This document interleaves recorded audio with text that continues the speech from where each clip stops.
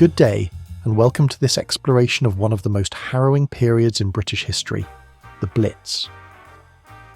From September 1940 to May 1941, the United Kingdom endured a relentless bombing campaign by Nazi Germany that would test the resolve of its people and forever change the face of its cities. As we delve into this pivotal moment of the Second World War, we'll examine the strategic decisions, technological advancements, and human experiences that define this period of unprecedented aerial warfare. The term Blitz itself comes from the German word Blitzkrieg, meaning lightning war. It was a strategy of rapid, overwhelming force that had proven devastatingly effective in the Nazi conquest of much of Europe. However, when applied to Britain, it would face a level of resistance that would ultimately contribute to its failure. As we explore the events of the Blitz, we'll see how the British people, under the leadership of Winston Churchill, weathered this storm of steel and fire, and how their endurance would become a cornerstone of British national identity for generations to come. I have nothing to offer but blood, toil, tears, and sweat.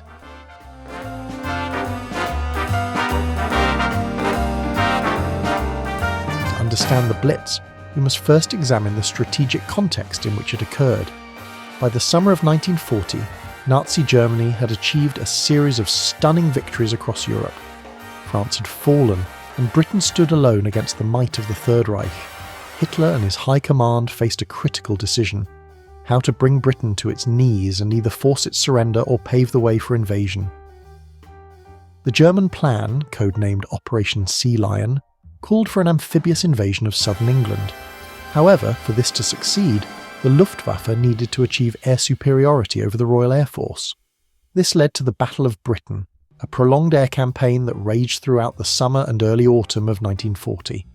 When this failed to break the RAF, the German High Command shifted its strategy. Instead of targeting military installations and aircraft factories, they would attempt to break British morale through a campaign of terror bombing against civilian targets. Never in the field of human conflict was so much owed by so many to so few. This decision was not without controversy, even within the Nazi leadership. Some, like Hermann Göring, believed that a focused campaign against the RAF and Britain's war industry could still achieve victory. Others argued that attacking civilian targets would break the will of the British people and force the government to sue for peace. In the end, Hitler sided with those who favoured terror bombing, a decision that would have far-reaching consequences for both sides of the conflict.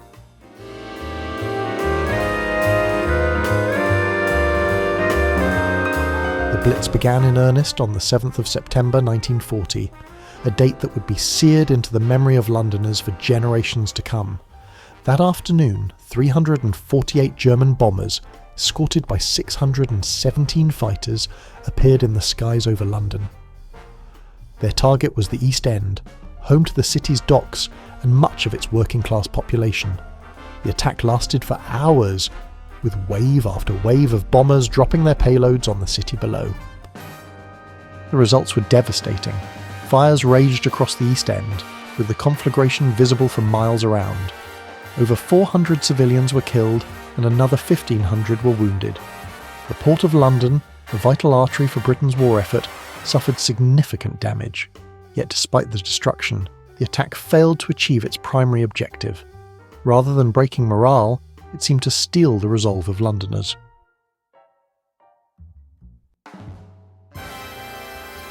We shall not flag or fail. We shall go on to the end. We shall fight in France. We shall fight on the seas and oceans. We shall fight with growing confidence and growing strength in the air. We shall defend our island, whatever the cost may be. In the days that followed, the pattern of the Blitz began to emerge.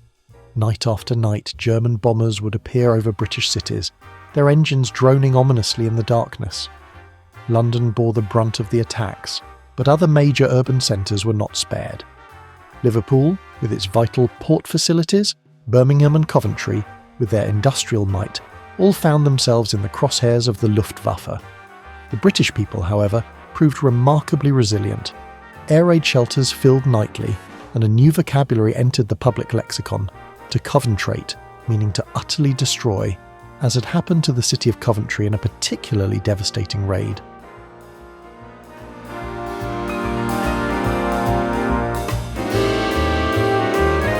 One of the most remarkable aspects of the Blitz was the response of the British civilian population. Far from crumbling under the onslaught as the Germans had hoped, they displayed a level of resilience and determination that would become legendary.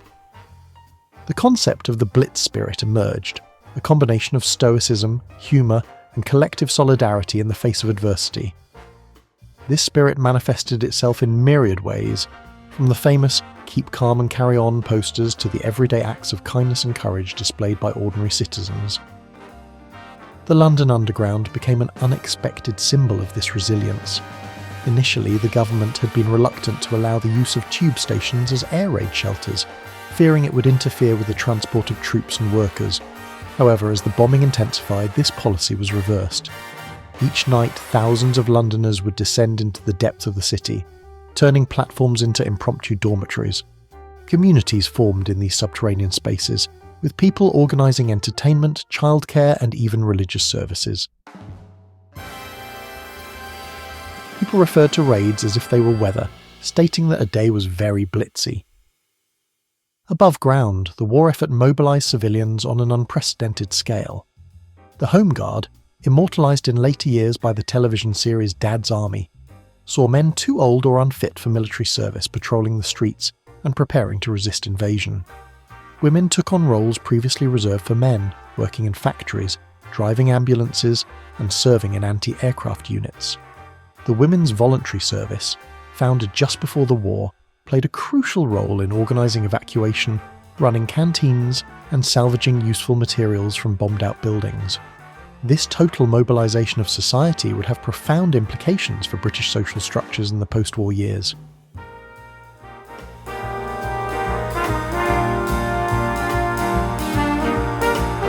While the courage of the British people was undoubtedly crucial to surviving the Blitz, technological advancements also played a vital role. The conflict between the Luftwaffe and Britain's air defences was as much a battle of scientific ingenuity as it was of pilots and anti-aircraft gunners. Both sides raced to develop new technologies that could give them an edge in the night skies over Britain. One of the most significant developments was in the field of radar. While Britain had a chain of coastal radar stations that had proven invaluable during the Battle of Britain, these were of limited use against night raiders. The solution came in the form of airborne radar fitted to specially modified Bristol Beaufighter aircraft. These night fighters, guided by ground controllers using radar, could intercept German bombers in the darkness. The impact was dramatic. On the 19th of November 1940, RAF night fighter ace John Cunningham shot down a Junkers 88 bomber using this new technology, heralding a new phase in the air war. The difference this made to the effectiveness of air defences is questionable. The British were still one-third below the establishment of heavy anti-aircraft artillery, A, or AKAC, in May 1941, with only 2,231 weapons available. The Germans, for their part, relied on a series of radio navigation systems to guide their bombers to their targets. The most sophisticated of these was the X-Juret, which used a series of radio beams to direct aircraft with remarkable precision. However, British scientists led by R.V. Jones were quick to develop countermeasures. They created systems to detect and jam these beams, often leaving German bombers to rely on dead reckoning in the darkness over blacked-out British cities. This Battle of the Beams, as it came to be known, was a crucial aspect of the wider conflict, demonstrating how scientific expertise could be as important as military might in modern warfare.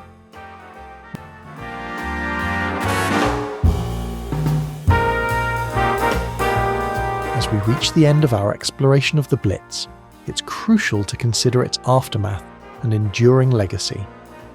The campaign officially ended on the 16th of May, 1941, as Hitler turned his attention eastward to the invasion of the Soviet Union. In its wake, it left a trail of destruction across Britain's cities. London alone had suffered severe damage to over 1 million houses. Nationally, more than 40,000 civilians had been killed. Yet despite this toll, the Blitz had failed in its primary objective. British morale had not broken, and the country's war production had actually increased during this period. The legacy of the Blitz in British national consciousness cannot be overstated. It became a defining moment in the country's modern history, a symbol of resilience in the face of overwhelming odds. The image of St. Paul's Cathedral standing defiantly amidst the smoke and flames of a bombed London became an iconic representation of British determination. This period also saw the cementing of Winston Churchill's reputation as a great wartime leader, his speeches rallying the nation in its darkest hour. This was their finest hour. However, it's important to note that the popular image of the Blitz Spirit has been subject to scrutiny by historians in recent years. While there were undoubtedly many examples of heroism and solidarity, there were also instances of looting, profiteering, and social tension. The experience of the Blitz was not uniform across the country or across social classes. Nevertheless, the overall resilience displayed by the British people during this period played a crucial role in shaping both the outcome of the war and the country's post-war identity. As we reflect on the Blitz today, we're reminded of the extraordinary capacity of ordinary people to endure and overcome in the face of seemingly insurmountable challenges.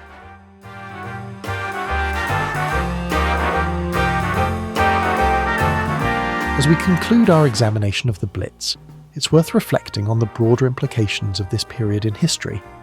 The resilience displayed by the British people during these harrowing months has become a touchstone of national identity, often invoked in times of crisis.